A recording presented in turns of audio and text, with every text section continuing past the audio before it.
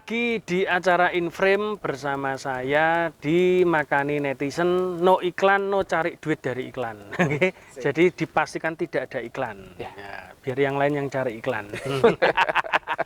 Tamu kita kali ini adalah seorang anggota Bawaslu Kota Madiun. Ya, sekarang profesinya begitu. Nah, nanti kita ulik-ulik dulu. Kenapa kok bisa sampai pada posisi yang sekarang, karirnya dulu itu seperti apa? Nah, saya perkenalkan, beliau sudah ada di sini, Mas Yakobus Wasit. Bukan juri ya Pak, Wasit. Berarti cocok ya, kalau wasit itu masuknya ke Bawaslu, kan jadi wasitnya. Harus tengah. Nah, Dan adil. Dan adil. Saya ketemu Mas Wasit ini sebetulnya keluyurannya di Facebook. Jadi betul ya, itu dulu waktu itu enggak salah Mas Wasit itu pernah datang waktu launching bukunya Mas Haji. Ya. Harimau dari Jawa. Selatan. Harimau dari Madiun. Oh, tapi kan harimau dari Sumatera, lupa saya. Nah, itu kita ketemu tapi enggak terlalu intens, terus akhirnya di Facebook kita like gitu. Dan akhirnya wah ini dan saya ini tertariknya gini, ini kan enggak musim kampanye, Mas. Kegiatannya kok seenek, Bawaslu jadi enggak apa-apa aja. Tapi itu nanti dulu aja. Nah, sekarang kita tanya dulu Mas Wasit ini. Sebelum jadi Bawaslu karirnya di mana sih, Mas? Ya. Ini sebelum ke karir ini, Mas Musa. Jadi ini saya perlu aklamasi dulu ini ke penontonnya, sahabat-sahabat Makani Netizen ini, khususnya di Caruban dan Kota Madiun ini. Bahwa ini acara ini kan tidak berafiliasi ke politik atau partai politik tertentu. Nah, ini perlu saya aklamasi di depan ini ya. Dan saya tidak mendapatkan apapun dari Mas Musa. Kecuali jus ya. Ya, kecuali jus. Yang seger. Jadi ini perlu saya sampaikan di awal sehingga ini tidak ada salah tangkap siapapun yang menyaksikan acara ini. Kemudian kalau pribadi, perkenalkan nama saya Yakobus Wasit Supodo. Biasa dipanggil Wasit. Kok iya tengah gitu loh? Kok iya wasitnya ditaruh tengah? Maksudnya bapakku dulu seperti apa ya? Ya. Luar biasa. Waktu itu kayaknya Piala Dunia. Tahun 76. Saya lahir 76. Wes umur juga ini. Jadi mungkin kepinginannya juga biar jadi orang yang tengah dan adil gitu ya. Sekarang di Bawaslu, tapi jauh sebelumnya saya itu macam-macam, Mas. Nah itu profesinya awal apa sih itu? Ya, kalau setelah kuliah itu saya, karena dunia saya itu awalnya itu yang volunteer, kerelawanan. Jadi saya memulai ketika masa mahasiswa itu menjadi volunteer di Komite Independen Pemantau Pemilu, KIPP. Oh, yang zaman dulu masih zaman KIPP. Dulu ya. Saya 97, pemilu 97, kemudian ke pemilu 99 itu ikut volunteerisme di KIPP Jogja. Karena saya kuliah di UGM. Saya di UGM. Pinter berarti. Ya bagian resek-resek gitu lah. Nyapu-nyapu gitu lah. Sambil dengerin yang pinter-pinter gitu ya. Nah, makanya saya ketika itu sudah bermula dari volunteerisme gitu, jadi kita akhirnya kepekaan sosial itu kan muncul. Dan apalagi masa-masa itu masa-masa apa yang sekarang dikenal dengan masa reformasi, pergolakan di negeri ini. Nah, ya ikut-ikut grubyuk gitu ya. Bukan pemikir saya waktu itu gitu ya. Kemudian ketika lulus tahun 99, ini apa nih energi yang masih berada di badan saya itu mau saya salurkan kemana gitu ya. Akhirnya saya bergabung di sebuah LSM di Jogja, namanya SAV Puskat, Pusat Pengembangan Masyarakat gitu ya. Kemudian itu ada di Sinduarjo, Ngaglik, Sleman, Jogja. Punyanya Romo-Romo Yesuit. Gitu. Oh iya. Jadi yang terkenal itu kan ada Jogja itu Romo Sindu ya itu yang sekarang. Produksinya di audiovisual, tetapi ada divisi community development. Nah, saya di situ menyalurkan energi saya dengan volunteerisme itu, kemudian pendampingan. Pendampingannya apa? Ke anak-anak yang miskin, tersingkir gitu ya. Waktu itu saya mendapat pembekalan dan kemudian pendampingan di Surabaya. Ada di tinggal atau live in gitu. Nah, jadi ada 12 kelurahan, tapi saya bagiannya di Surabaya Utara. Ada di Perak-Perak. Bersama saudara-saudara Madura di sana. Di Wonokusumo, Sidotopo dan Indrosono. Sunan Ampel masih ke utara gitu. Daerah hitam gitu ya. Karena background sosial seperti itu. Tapi saya live in di situ hampir 2 tahun. Di tahun 2000 hingga 2002. Saya di situ kemudian bersama masyarakat dan juga lembaga saya itu mendampingi anak-anak.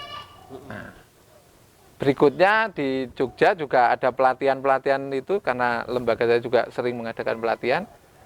Saya ikut menjadi fasilitator di situ. Semangatnya kerelawanan tadi gitu. Jadi nggak ngukur semuanya itu dengan materi waktu itu gitu loh. Pokoknya menyalurkan energi yang ya masih menggelegar waktu itu ya. Ben ora cuma teriak-teriak di lapangan terus gitu ya. Jadi salurkan itu energi.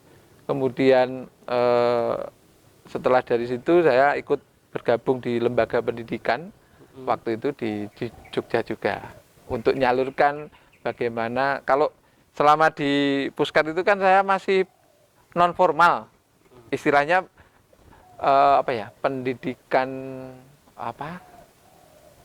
rakyat, artinya yang masih tanpa kurikulum dan yang istilahnya berbasis pada kemauan dan kemampuan masyarakat setempat, kemudian kita mendampingi itu. Tapi kalau di lembaga pendidikan otomatis kan berlatih untuk yang mulai bersistematikanya itu ada sebuah lembaga pendidikan yang berbasis dari Inggris waktu itu, Montessori. Cuman saya nggak bertahan lama, cuma setahun di situ. Gitu. Saya masih waktu itu masih pingin mencari jati diri. Ya gitu lah. Gitu. Baru kemudian datanglah ke Madiun, karena ada kakak senior yang sudah di Madiun. Lebih dulu di Madiun, terus diajak ke sini. Nah, disitulah saya masuk di Madiun, terutama di kota Madiun itu tahun 2004. 2004. Dan itu di dunia yang berbeda sama sekali dengan background saya gitu ya. Saya belajar ilmu politik murni gitu. Kemudian belajar volunteerism, kemudian di dunia pendidikan saya masuk di sebuah finance company. Kan nggak boleh nyebut ini. Jadi TIT di finance company. Berapa tahun itu, Mas? 2004 hingga 2016. Berapa 12 itu? tahun. Iya, di situ. Betah ya. Karena Mas Yakobus Wasit ini juga bukan milenial. Kalau milenial mungkin 2 bulan 3 bulan out. Oh, begitu ya? Kelamaan itu. Kalau milenial itu kerjanya sehari masuk, besok sudah hilang, time traveler dia. Oh iya. Nggak pamit, nggak izin, hilang gitu aja. Gitu ya. Itu kan milenial sekarang begitu. Aduh, nah itu. Nggak tahu nanti kemana. Time susah travel. juga 2024 gitu ya. 2024 mungkin. Susah juga. Istiqomah ya, 12 tahun. Ya. Jadi saya ingat ini. Saya itu kan jadi, kalau istilahnya di situ kan surveyor. Oh, yang nyurvei. Yang nyurvei. Kalau sebutan khususnya kan CMO, Credit Marketing Officer, posisi awal saya. Tapi kan harus survei, tapi juga harus bertanggung jawab. Nek enek blendese sing nasabah itu ya tanggung jawab saya gitu ya. Soalnya sing nyurvei awakmu. Iya. Gitu. Surveian pertama saya di mana? Tebak coba. Di Pasar Gosong. Wih. Gosong. Iya, Gosong itu sana kalau dari sini ya, Gosong sana. Saya bawa peta, Mas. Belum ada Google Map. Belum ada Google Map. Karena saya memang belum mengenal begitu baik wilayah kabupaten terutama. Sampai membawa peta ya. Sampai peta kayak Dora gitu. Dora. Jadi menuju sana mau ngelewati mana saja. Saya gitu. Kalau sekarang kan map enak ya. Oh, saya tulis di situ. Oh, nanti ngelewati sini, ngelewati ini, akan ketemu yang sini. Itu surveian pertama saya. Dan saya sangat ingat itu di dekat pasar Gosong gitu. Masih masuk. Turun lagi Makadaman. Ya, itu zaman dulu ya apa? Kampung luar biasa. Mungkin sekarang juga masih Makadamannya mungkin. itu. Pokoknya ngirim Gosong, aduh ya. Iya. Di situ. Jadi 12 tahun saya terutama belajarnya. Belajarnya apa? Bertemu dengan banyak orang. Banyak karakter. Nah. Karena jam terbang itu kalau pertama kan masih was-was gitu ya. Ketemu orang itu wong kayak opo, kayak apa gitu. Tapi lama-kelamaan kan ketemu 5 menit bisa memprediksi dalam tanda petik nih. Ya, terbiasa. Orang ini seperti nantinya akan blender atau enggak bayarnya gitu loh. Saking wis fasih gitu, terlatih terus kan jam terbang.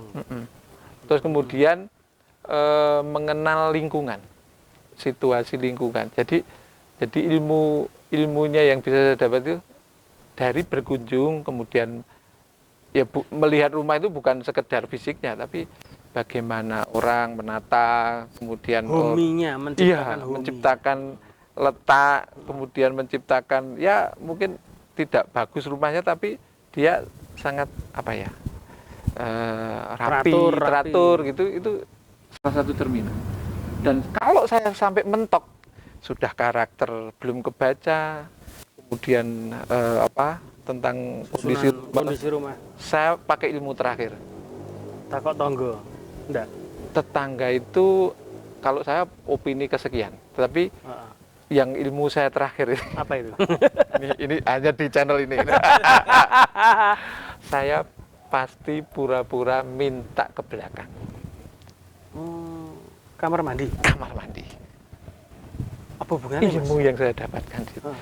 Jadi sebaik-baiknya rumah, tetapi kalau kamar mandinya jorok, walaupun di porselen dan sebagainya, kemudian tidak ditata sedemikian rupa, biasanya ada karakter tertentu yang itu berdampak pada pengelolaan keuangan. Wah, untung itu sih jedenge resik wis tak mandi. Jadi kalau saya bertamu kok kamar mandi harus bersih. Kamar mandi. Bukan hanya bersih, mungkin ya sedang terentel. Itu juga sama ya ilmunya kalau tidak salah itu Pak Yonan ya.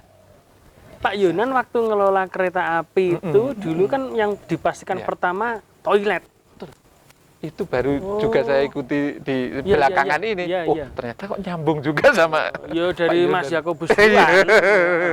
Pak Yonan kan baru jadi menteri kemarin itu. Iya, itu beberapa kali saya buktikan. Oh, jadi iya. Saya kamar mandi. Tataki gitu. Dari kan ada 5C itu kalau kita melihat calon nasabah. Ada karakter, kapasitas, terus kemudian kolateral, kemudian condition of economy, kemudian yang ada keberlangsungan dari usaha itu, continuity-nya gitu. Tapi ada hal yang tidak tercakup di situ. Misalnya saya memberanikan itu karena ada ilmu tadi, jam terbang tadi. Tapi kalau sudah karakter terbaca di awal ya itu nggak perlu sampai masuk ke kamar mandi gitu. Berarti teman-teman ini ya kalau perlu diperhatikan ya gampang ya ke kamar mandi kalau pakaiannya ting cerentel, apalagi celana dalam kemana-mana, wah itu mesti utangin yang dindi biasa. Pengelolaan dari sisi pengelolaan, artinya bagaimana mengelola hal yang private itu aja tidak bisa atau tidak mampu untuk bagaimana itu mana yang baik mana yang tidak tadi loh. Apalagi ini ilmu mengelola sesuatu hal yang keuangan gitu ya. Keuangan itu kan bagian yang secret harusnya itu. Iya secret bagi kita. Sama tapi dengan kamar mandi kan. Bisa dipelajari bisa gitu dipelajari. Ya. Tapi bagaimana itu dikelola secara baik, profesional apalagi itu kan melalui hal-hal yang kecil. Sehingga misalnya nih ketika masuk saya di level supervisor atau headnya marketing itu saya bisa menularkan hal-hal yang pernah saya lakukan gitu ya. Kalau ilmu yang tadi itu kan jam terbang, tetapi bahwa hal yang terbaik adalah melakukan improvement di hal-hal yang kecil. Berani melakukan merubah diri kalau memang dari diri kita itu peka terhadap itu tadi, hal-hal yang kecil tadi. Untuk kalau mau nanti suatu saat akan diserai hal-hal yang besar, lebih gitu. besar. Setelah kerja di CMO di perusahaan finance, Ya. lalu Itu kan ada 12 tahun ini ada karirnya. ya Di lapangan, kemudian jadi supervisor, di kantor ya. Artinya tanggung jawabnya meluas, merencanakan gitu. Saya juga pernah jadi marketing manager untuk di perusahaan yang sama. Tetapi harus jauh belajarnya, yaitu di Kalimantan.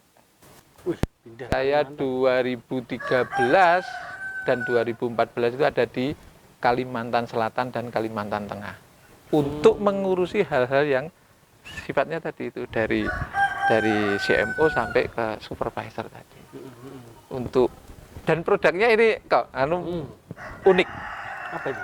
Jadi saya itu sejak awal sampai itu posisinya mengelola atau produknya itu motor bekas. Motor second. Iya. Jadi mungkin yang banyak orang lebih jelimet kan itu harus. Satu lebih jelimet, harus lebih teliti, dan kalau dari sisi finance itu harus lebih prudent. Harus hati-hatinya itu. Ini asli pora mesinnya diganti. Ojo nganti merugikan gitu. Ya, itu harus berarti apa? Ya tadi itu. Hal-hal yang kecil harus diperhatikan sejak awal. Kemudian di situ saya belajar juga ke pemilik bisnisnya itu, sing duwe dealer gitu ya. Pola tingkah laku, ini kira-kira dealer yang bisa dikembangkan atau tidak, kira-kira dikasih treatment yang ini bisa akan berkembang atau tidak, itu uji satu. Dan puji Tuhan, beberapa dealer itu bisa berkembang, salah satunya ya karena didampingi yang tidak sekedar menjadi minta order saja, tapi juga menjadi pendengar, menjadi pemberi nasihat juga. Namanya mungkin sekarang dikenalnya konsultan gitu ya. Semi konsultan. Iya. Dulu itu dealer-dealer motor bekas itu banyak yang belum punya SIUP contohnya. Karena syarat di perusahaan harus ada SIUP, ya kita didik. Cara ngurusnya, kemudian ini berarti dampaknya pada apa, misalnya pajak dan sebagainya. Jadi kita ikut mendampingi di situ. Potongan pajak dari perusahaan berapa kita secara administrasi juga kita berikan, dan paket-paket untuk mereka berkembang, lelang, kemudian ada reward tour dan sebagainya, itu yang menjadi bagian dari gimmick-gimmick dari apa. Jadi menarik gitu, jadi apa, semangat waktu itu.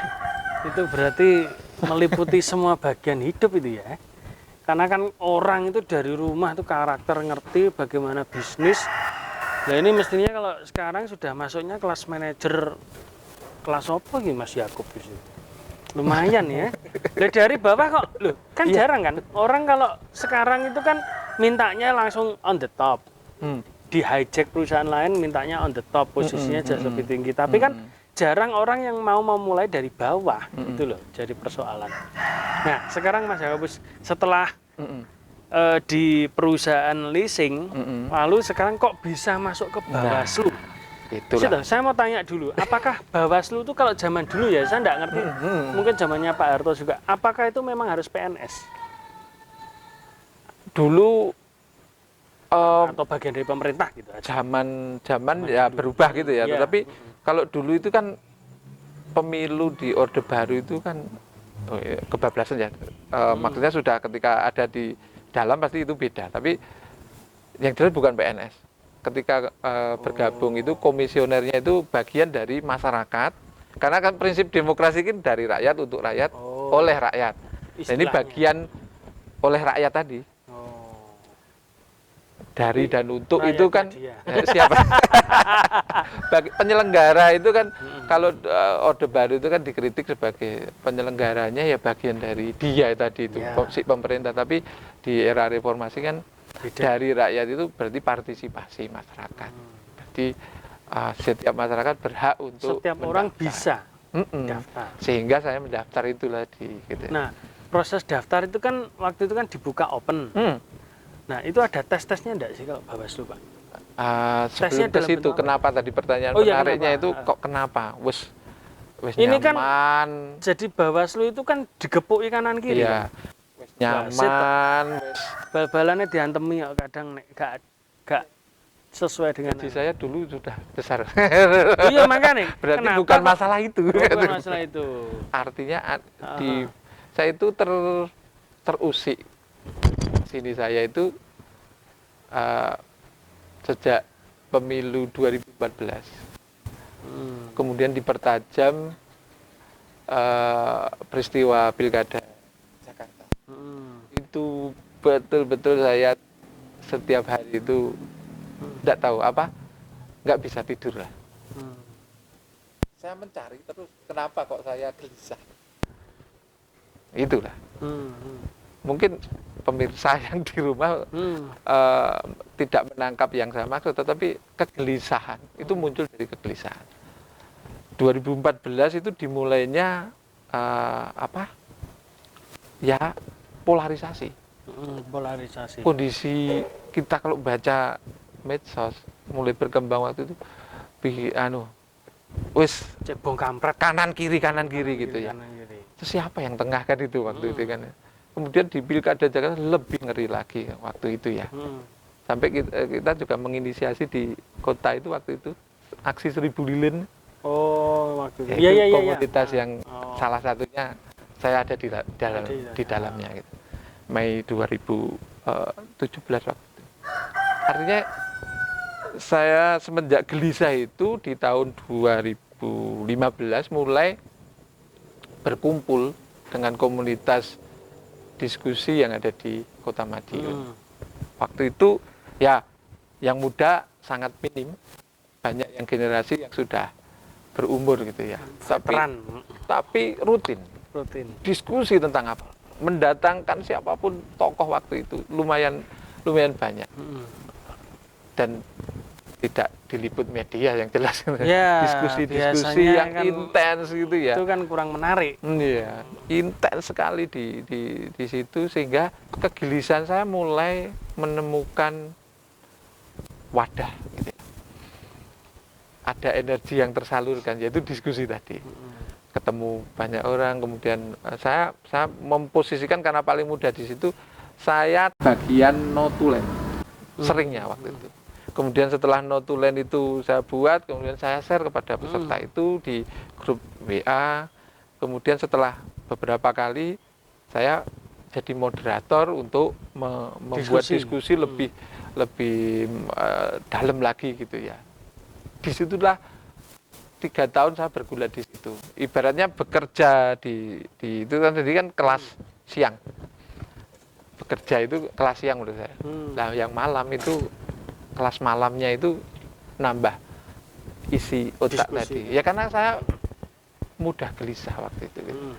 Mencari tahu. Nah, kata kunci waktu itu setiap kali diskusi itu kalau begitu terus ngopo? Terus piye gitu. Kita bisa apa? Apalagi gitu. Muda-muda ini masa ya hanya diam aja gitu. Selalu itu terlontar. Intinya bahwa perlu keterlibatan. Apalagi yang muda-muda. Walaupun saya tak ukur-ukur waktu itu ya masih muda lah. Enggak muda juga gitu. Dari sisi nek apa organisasi kan. Nek dibanding yang bapak-bapak yang lain itu saya paling muda memang gitu ya. Sehingga ya itulah ketika ada kesempatan terbuka mau berpartisipasi atau terlibat yang di bagian mana waktu itu. Nah, ketika ada peluang waktu itu masih Panwaslu 2017. Ya. Artinya karena mau persiapan Pilkada 2018. yang serentak itu juga. Ya, kebetulan kan 2018 itu kan di kota maupun di kabupaten kan juga termasuk yang pilkada waktu itu ya. Saya daftarlah di situ dengan bekal apa yang saya ketahui, gitu. Mencoba mengelola yang sudah saya punya gitu ya. Percaya diri atau tidak ya itu masalah, daftar aja. Jadi masih panitia pengawas pemilu, belum Bawaslu. Kebetulan proses waktu itu ada proses penggodokan undang-undang pemilu, gitu ya. Ya ini masalah timing aja gitu ya. Timingnya akhirnya ketika Panwaslu sebagai penyelenggara pilkada waktu itu ya, selain KPU, itu Panwaslu juga menjadi elemen atau bagian dari penyelenggara pemilu. 2018 ketika didok Undang-Undang 7 nomor 2017 tentang pemilu, itu kan berlakunya 1 tahun, yaitu tahun 2018. Didoknya bulan Agustus, kemudian dilaksanakan 2018, berubah menjadi Bawaslu. Bedanya apa? Di kabupaten kota, Panwaslu menjadi permanen, menjadi badan pengawas pemilu di kabupaten kalau kota. panitia namanya panitia ad hoc sementara. Kan sementara. Kayak mantenan gitu loh ya, kayak mantenan dibentuk apa? Cara barbar. Pertanggungjawaban gitu ya. Tapi kalau Bawaslu menjadi badan kontinuitas. Ada keberlanjutan 5 tahun. Yo ngepasi wae. Timing gitu. Tetapi yang harus resiko yang harus diambil sejak awal tadi itu, ini bukan PNS, kemudian harus meninggalkan pekerjaan utamanya. Oh, memang ada ketentuan. Ada ketentuan di situ dan menandatangani kalau ketahuan nanti itu bisa menjadi berarti tidak boleh punya side job. Side job yang menyita dan menjadi sumber kehidupan. Artinya itu untuk menghindari konflik kepentingan, double kepentingan tadi. Misalnya jadi guru misalnya, tapi gurunya itu guru yayasan tertentu. Nah, ketika nanti berada dalam dilema yang itu, mungkin harus mundur dari posisi itu. Nah, saya tidak di posisi yang seperti itu. Saya di perusahaan swasta yang memang kalau masuk ke bagian lain memang ada ketentuan ya tidak boleh, tidak diduakan gitu ya. Saya mundur lah dari situ. Terus itu tesnya gimana itu, Pak? Tesnya terbuka, artinya itu diumumkan terbuka di media waktu itu ya. Tesnya tes tulis kayak PNS atau? Sama. Oh, sama. Dalam arti gini, ada tahapan pengetahuan umum, psikotes, kemampuan kepemiluan, ada tahap ketiga, kemudian ada tes kesehatan, dan terakhir adalah fit and proper test. Nah, bedanya di Undang-Undang 7 itu fit and proper test itu dilaksanakan oleh usernya. Usernya siapa? Jadi Bawaslu tingkat provinsi. Bukan oleh panitia seleksi. Panitia seleksi hanya sampai ke bagian lolos administrasi sampai ke wawancara. Berarti itu provinsi semua untuk tes? Di provinsi, ya, tetapi penentunya Bawaslu RI waktu itu. Gitu. Jadi itu bisa diikuti. Dari berapa peserta, Pak, kok bisa sampai lolos gitu? Kalau Kota Madiun waktu itu tidak banyak peminatnya. Kalau kabupaten banyak waktu itu. Banyak kabupaten malahan? Ya, komisionernya kalau di kota, bagi penduduk yang di bawah 500.000, itu komisionernya cuma 3. Kalau seperti kabupaten di atas 500.000, komisionernya 5. Sehingga yang di Kota Madiun itu pendaftarnya hanya kali 30-an, tidak sampai 40 waktu itu. Jadi terseleksi menjadi 3 komisioner itu. Nah, ya 4 tahapan tadi, 4 sampai 5 tahapan tadi yang berkurang itu, jadi finalnya menjadi sisa 6 gitu ya. Gitu. Nah, ya kenapa bisa diterima? Ya satu sisi saya berusaha menunjukkan bahwa saya bisa untuk di posisi seperti itu, komisioner apalagi gitu ya. Dan kemudian menurut saya yang lebih berat itu di malah setelah terpilih gitu.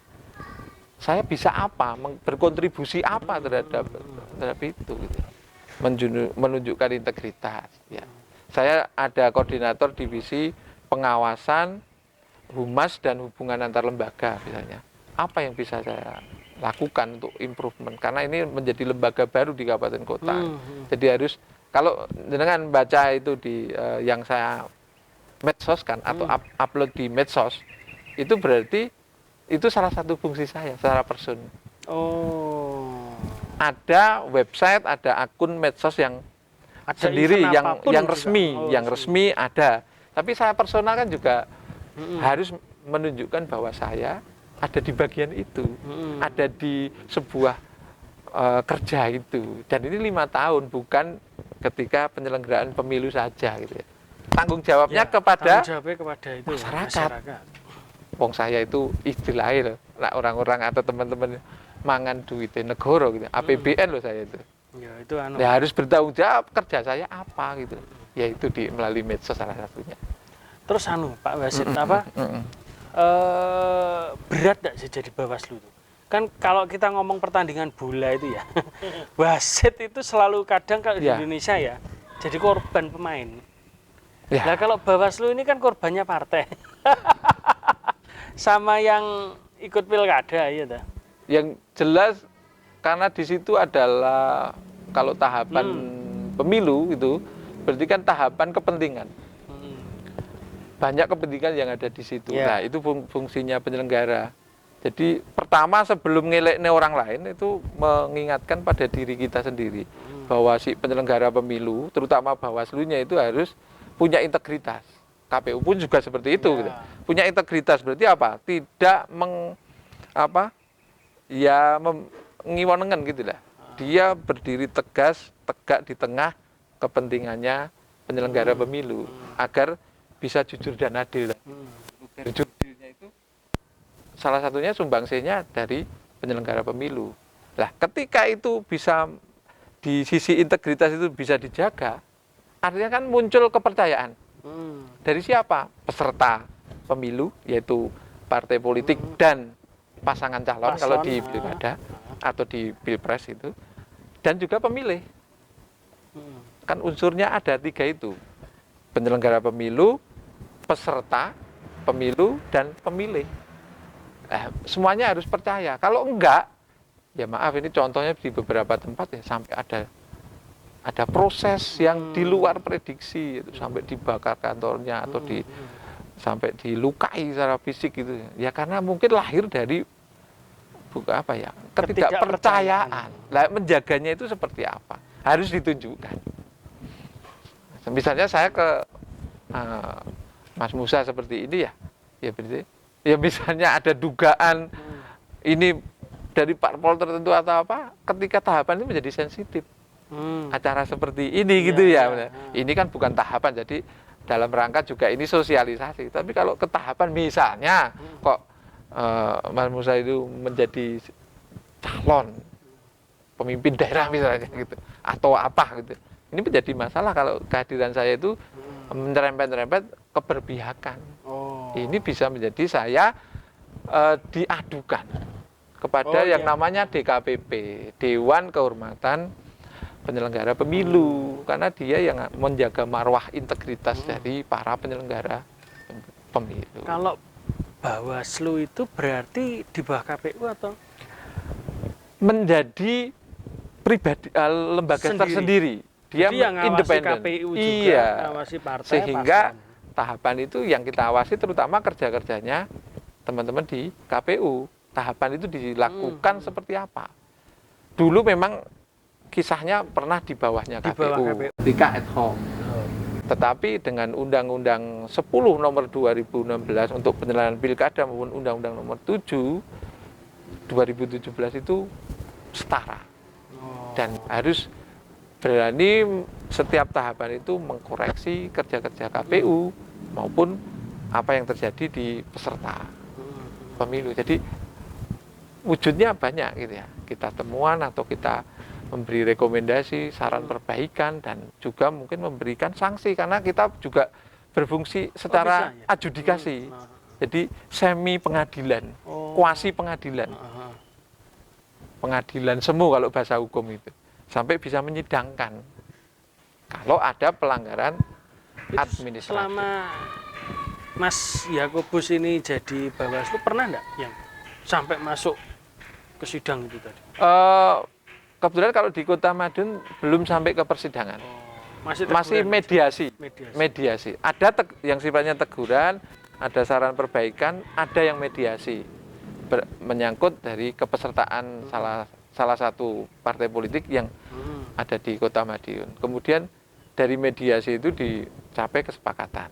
Kemudian kalau ada dugaan pelanggaran yang sifatnya arahnya itu arah pidana atau administrasi, itu ada yang kita ada Gakumdu, Sentra Penegakan Hukum Terpadu, yang isinya itu Bawaslu, Kepolisian, dan Kejaksaan. Disitulah ada pertemuan 1 dan pertemuan 2 yang intinya itu menentukan bahwa apakah ini merupakan pelanggaran atau tidak. Kalau tidak, berarti tidak dilanjutkan. Tapi kalau di dalam 2 kali pertemuan itu ada unsur dugaan, nah di situ nanti dicari unsurnya. Apakah ada cukup bukti, minimal 2 bukti, karena 1 bukti bukan bukti. Ya, minimal kan. Apakah ada saksi, karena 1 saksi bukan saksi, kan seperti itu. Harus memenuhi unsur itu. Kalau sudah memenuhi itu, ya dibawa ke pertemuan kedua untuk dicarikan formulanya. Formula apa? Saksi tadi, kemudian dimintai keterangan dan sebagainya. Sebelum disahkan untuk lanjut menjadi ini administrasi atau pidana, kemudian nanti ke persidangan tadi. Kebetulan tidak sampai ada yang ke persidangan, berhenti di 1 atau di 2 tadi.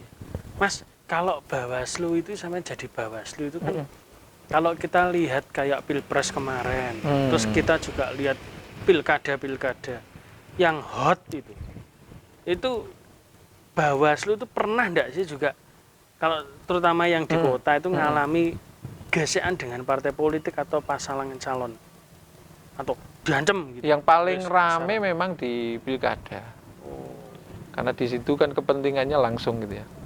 Di pemilu pun juga ada, karena caleg saling berlomba untuk itu. Kalau sampai ke ancaman fisik, saya kira tidak ada lah. Kita bertiga tidak mengalami yang sampai ke ancaman fisik. Tapi mungkin teror, simbol-simbol dan sebagainya itu pernah lah ada. Mobil kegesek, memang ada orang yang sekarang itu apa? Misalnya tukang bakso bawa bukan untuk ya, tapi itu mungkin hanya ingin mengenal. Kemudian juga itu tadi pengelolaan kepentingan tadi, tapi tidak sampai akhirnya bukan juga terus akhirnya diselesaikan di luar kantor gitu ya. Itu penting juga, karena menjaga keseimbangan tadi itu. Semua peserta itu merasa dilibatkan. Jadi ketika ada dugaan, ada apa, ketika kita minta keterangan ya dari berbagai pihak. Bahkan suatu saat ada yang menungguin di luar pagar gitu ya, untuk ini. Tapi kita tunjukkan bahwa pihak yang ini pun kita mintai keterangan gitu ya. Malah sampai ditunggu nih.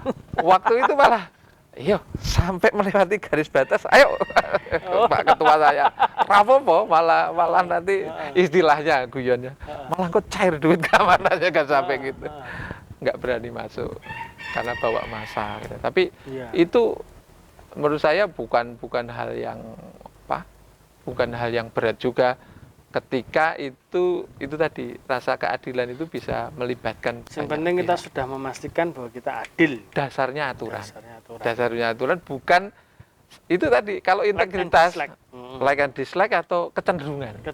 Nah, pro sana pro sini ketahuan bermain mata atau apa, menunjukkan keberpihakannya itu. Jadi kita kan diseleksi otomatis juga track record, kemudian di medsosnya kecenderungan keberpihakan dan sebagainya, potensinya apa, dan organisasi yang digeluti baik di kemahasiswaan maupun selama menjadi orang sipil biasa seperti itu.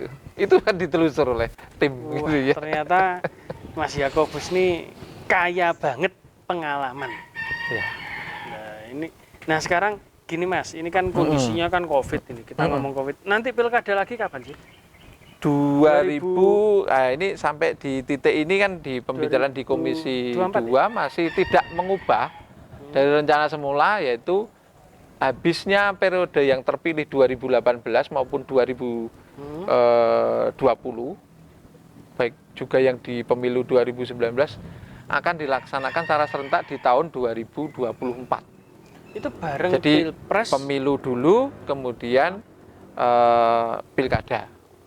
Jadi ada 1 tahun itu serentaknya ada rencananya kan di bulan Februari itu pemilu dulu, kemudian dari hasil pemilu ada kursi yang didapatkan oleh pemilu itu, kemudian untuk menentukan pengusulan calon kepala daerah. Jadi di tahun 2024 di Februari dan di bulan November. Itu yang serentaknya. Wah, di 2024 itu full gitu.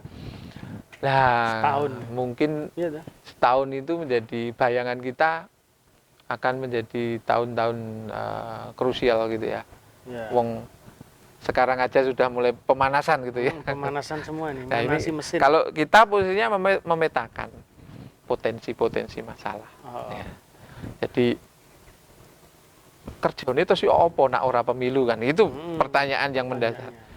Pemilu 2019 kemarin sudah berakhir. Prosesnya sudah kita rasakan, siapa pemenangnya, siapa mendapatkan apa, itu proses yang di elit. Kalau yang di Bawaslu melakukan pengkondisian. Karena apa? Dari evaluasi masih dirasakan, misalnya ada yang memberi masukan, sosialisasinya kurang, partisipasinya untuk masyarakat melapor itu juga masih minim, kemudian juga pengetahuan dasar tentang kepemiluan itu juga masih belum tinggi gitu ya. Sehingga apa yang dilakukan Bawaslu, ada yang namanya program pengawasan partisipatif. Bentuknya sosialisasi dan juga membuat kader. Kita di Bawaslu ada namanya sekolah kader pengawas pemilu. Sifatnya volunteerisme atau kerelaan juga. Dari para mahasiswa. Dan ini nyambung ini dengan yang saya dapatkan waktu mahasiswa itu. Jadi sekolah kader pengawas partisipatif ini harus dilaksanakan Bawaslu, karena satu sisi itu juga kewajibannya Bawaslu, tapi ini investasi ke depan, karena mereka bisa jadi dengan pengetahuannya akan menjadi lebih aware terhadap pemilu. Betul. Jadi pertanyaan tadi di awal tadi, apakah kita ini apatis atau tidak? Ya harus ada yang diusahakan. Khususnya anak muda. Anak muda, karena peserta SKPP itu umur 17 sampai 30. Itu yang kita. Dan nanti juga pemetaan membidiknya di situ. 2024 itu kan yang anak usia muda itu hampir 60% lebih kan. Betul. Pemilik nasional suara seperti itu. Signifikan dengan yang ada di daerah-daerah gitu ya. Sehingga Bawaslu sadar kalau tidak memanfaatkan dalam tanda petik atau menggandeng para generasi muda ini ya akan kehilangan momen. Sehingga kalau khusus di Kota Madiun ini Mas Musa nggak saya beritahu ini. Kota Madiun itu kan banyak perguruan tinggi. Iya, banyak. Sehingga kita mulai dari proses ketika kita tahapan pemilu 2019 lalu, dan kita pertajam pasca pemilu. Kita bekerja sama dengan perguruan tinggi, istilahnya di MOU. Untuk apa? Untuk program sosialisasi pengawasan partisipatif. Yang secara tulisan, secara MOU kita 7 perguruan tinggi yang ada di Kota Madiun. 7. Di Kota Madiun itu ada sekitar 17 setingkat perguruan tinggi, tapi baru 7 yang kita MOU karena yang istilahnya nendang gitu ya, mahasiswanya banyak gitu. Kemudian ada 5 organisasi kepemudaan. Ada pemuda Muhammadiyah, pemuda Ansor, pemuda GKJW, ada OMK, orang muda Katolik, ada kepramukaan. Itu yang kita MOU. Kemudian juga ditambah dengan 10 kelurahan yang ada di Kota Madiun, kita tentang sosialisasi anti politik uang dan pengawas partisipatif. Juga dengan LBH, dengan LSM, dengan berbagai organisasi yang memungkinkan untuk kita menjadi partner. Oke ya Mas. Itu. Lah itu kemudian tidak berhenti di MOU. Kita ajak mereka untuk apa ini yang kegiatan yang bisa kita lakukan bersama. Nah, dilalaikan pandemi. Ya. 2020 lalu. Tapi kita tidak berhenti di menyerah itu. Kita ngadakan alumni SKPP yang waktu pandemi itu diselenggarakan secara daring melalui media YouTube dan Zoom waktu itu. Alumninya kita kumpulkan secara daring, kita istilahnya ngopeni yang kader SKPP yang di Kota Madiun ada sekitar 21 yang lolos dari pendaftar sekitar 33. Akan ada tahapan dan tes-tesnya gitu. Kemudian kerjasama dengan kampus misalnya kita siaran di Wima TV, sebuah channel YouTube-nya kampus Widya Mandala. Kita sosialisasi waktu itu tentang pengawasan daftar pemilih berkelanjutan DPP yang sekarang juga sedang bergulir. Kemudian dengan RRI waktu itu di tahun 2020 juga tentang kerja-kerja Bawaslu. Kemudian yang di 2021 kita MOU kerjasama dengan pemerintah Kota Madiun, khususnya Kominfo, khususnya lagi Radio Suara Madiun. Karena itu sebuah lembaga penyiaran publik. Langsung LPPL istilahnya. LPPL, yang kita kalau kerjasama karena sesama menjadi lembaga negara, ya kita bisa bekerja sama, tidak ada unsur budget di situ gitu ya. Sehingga kita mulai Januari hingga sekarang itu ya tetap melihat situasi yang ada. Misalnya kayak PPKM ini sementara dihentikan karena studio juga di off-kan. Kita sudah edisi ke-9 untuk siaran bareng yang di live streaming ke Facebook pemerintah kota dan kita relay ke YouTube-nya Bawaslu Kota Madiun. Dan tema-temanya adalah tema-tema kepemiluan. Di situ kita mengundang para yang MOU tadi, ada pihak perguruan tinggi, ada lembaga penelitian, tokoh ulama, agama, tokoh-tokoh muda, organisasi yang bergerak real di masyarakat, bahkan beberapa waktu lalu juga kelompok disabilitas karena di Kota Madiun ada paguyubannya itu. Jadi itu kadang-kadang kalau seperti Mas Musa melihat di medsos saya, loh kok enak kegiatan itu non budgeter Mas Musa tadi itu harus punya tahun pisan enek kegiatan harus punya kelihayan karena saya di hubungan antar lembaga memastikan orang yang diajak bicara Pak ini nggak ada budgetnya ya, jadi kalau bicara seperti ini tidak ada tanda terima kasihnya, betul-betul terima kasih. Kalau teman-teman mahasiswa atau dosen ya seperti dengan Pak Parji kemarin ya kita kasih sertifikat, bener-bener sertifikat sama disuguh kopi gitu ya cukup gitu, nggak ada yang sifatnya yang lain-lain gitu ya, karena memang kondisi lagi tidak mendukung, pandemi, refocusing anggaran dan sebagainya, tapi fungsi dari Bawaslu itu harus dijalankan. Karena nggak dijalankan tadi balik ke kita, kok yo penak eram nompo gaji orang ngopo-ngopo, nanti sama Mas Musa dia tulis diupload Bawaslu ngopo wae kowe. Tapi itu Kota Madiun. yang harus di istilahnya harus kreatif, kemudian yang kira-kira penyelenggaraan non budgeter itu seperti apa. Kita masih berpikir lagi nih apa kira-kira bentuk sosialisasi maupun media-media yang bisa kita ajak kerjasama. Sebelum PPKM kemarin kita mudun yang angkringan ya kita di angkringan, kemudian di syuting, kemudian nanti kita upload di semacam jagongan atau ngangkring bareng Bawaslu misalnya. Tapi ya ini ada gara-gara darurat sipil ini tadi. Darurat itu. Oke, Itu, Mas Yakobus, yang terakhir pesannya untuk pemilih muda ini apa nih untuk ngadepi pemilu nanti? Terutama pasti tak prediksi tetap di tengah pandemi kan? Iya, ini ya toh. 2-3 tahun ke depan itu kita kuncinya adaptasi ya.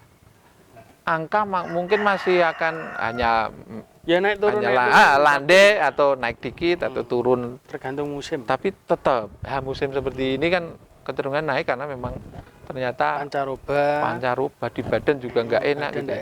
Harapannya ke anak-anak muda ya kalau pingin tahu tentang dasar-dasar kepemiluan, kemudian juga semacam politik dasar gitu ya, datang aja ke kantor Bawaslu. Kalau rumahnya di kabupaten ya datang ke kantornya Bawaslu kabupaten. Kalau di kota ya datang aja ke Jalan Udowo 1, nanti ketemu saya atau ketemu Pak Koko, ketemu Pak Modan, nanti kita diskusi bersama. Jadi jangan merasa tidak punya akses. Kalau faktanya, ya kita beritahu. Nah, nanti kita janjian untuk tentunya kalau kondisi pandemi memperbolehkan bertemu ya. Kalau enggak ya lewat Facebook saya, Jawil atau Facebooknya. Apa, Mas Yakob? Akun Facebook saya Yakobus Wasid Supodo. Oh, tetap sama. Kemudian kalau ini berarti contoh bukan milenial. Nama KTP. Ya karena benar gampang ngelacak gitu. Nek milenialnya plunglap-plunglap masih jenenge aneh-aneh. Ya karena saya bertanggung jawab pada masyarakat tadi. Kemudian di bukan medsosnya fake account ya. Betul. Bawaslu Kota Madiun nyambung atau Bawaslu spasi Kota spasi Madiun juga bisa, atau di nomor kontak yang sudah ada di situ. Sudah ada di situ. Tinggal di DM, di IG saya juga ada di Yakobus Wasid nyambung gitu. Silakan untuk berkomunikasi karena saya juga bertanggung jawab terhadap banyak kegiatan yang berkaitan juga dengan anak-anak muda. Juga untuk kalau misalnya ada yang mau ngundang untuk sosialisasi boleh dan tidak bayar. Tidak bayar. Nah, gitu ya. Saya pastikan itu kalau saya harus ngomong itu, jadi tidak bayar diundang dan tidak ribet. Gitu. Betul. Enggak usah pakai surat. Aku ngundangi ngomong nggih surat WA cukup kok. Onten lho. Iya, maksudnya onten nih. Saya tadi masih ngurusi toko, beliau sudah datang, saya sudah onten. Karena bilangnya jam 3 gitu ya. Jadi itu salah satu membuat orang percaya, itu salah satunya ya apa yang keren. Itu yang anak-anak muda, aku orang memaksa kalian untuk ayo jangan apatis. Enggak. Tapi kalau pengen tahu tentang kepemiluan, tentang ilmu politik, ayo datang ke Bawaslu Kota Madiun. Siapapun datang aja. Kemudian kalau memang mau membawa teman ya kita lihat situasi. Seperti PPKM ini mungkin belum, tapi setelah PPKM darurat, silakan datang, kita berdiskusi bareng. Ya, tak suguhi kopi wes. Gitu. Wes ngono. Aku ora janji macam-macam gitu ya. Nanti yang apa yang didapatkan ya itu yang iya nanti. Oh ya satu lagi. Ya, ada satu pesan lagi. Kemarin tahun lalu ada satu, terus tahun ini ada satu lagi mahasiswa yang mengambil tema kepemiluan dan menjadikan pemilu itu sebagai objek penelitian. Dan di Bawaslu Kota Madiun ada anak mahasiswa hukum sama ada anak mahasiswa administrasi negara. Dan mereka juga dapat artinya apa? Yang terutama yang ilmu sosial atau hukum yang kering ide, kering tema datang ke kami. Nah, itu kan kadang tidak pernah diulas kan. Karena banyak hal yang bisa dan secara keilmuan masih masuk gitu loh. Ada 2 teman kalian yang sudah lulus skripsi dan dapat A dan objek penelitiannya di Bawaslu Kota Madiun. Nah, ini yang lain monggo. Silakan, banyak hal yang masih bisa dieksplor tentang PPID, kehumasan, tentang kearsipan misalnya ilmu sosial, atau dugaan pelanggaran pemilu, proses mediasi, Gakumdu, banyak banget, atau kuasi pengadilan dan sebagainya yang itu kewenangannya Bawaslu yang bisa ditulis menjadi sebuah skripsi. Nah, itu silakan. Itu tugas kita kok mendampingi teman-teman. Lagi-lagi ya ngopi-ngopi bareng gitu di kantor gitu ya. Nah, Itu aja yang oke, terima kasih Mas Yakobus Wasit yang sudah hadir jauh-jauh dari Kota Madiun. Terima kasih buat kehadirannya. Nah, buat teman-teman yang lain, nantikan juga Inframe di edisi berikutnya. Kita akan undang tokoh berikutnya siapa, nantikan aja. Jangan lupa like dan subscribe Makani Netizen. No iklan, no cari iklan dari iklan ya. No cari duit ya. Oke, terima kasih. Salam awas. Salam awas. Iya.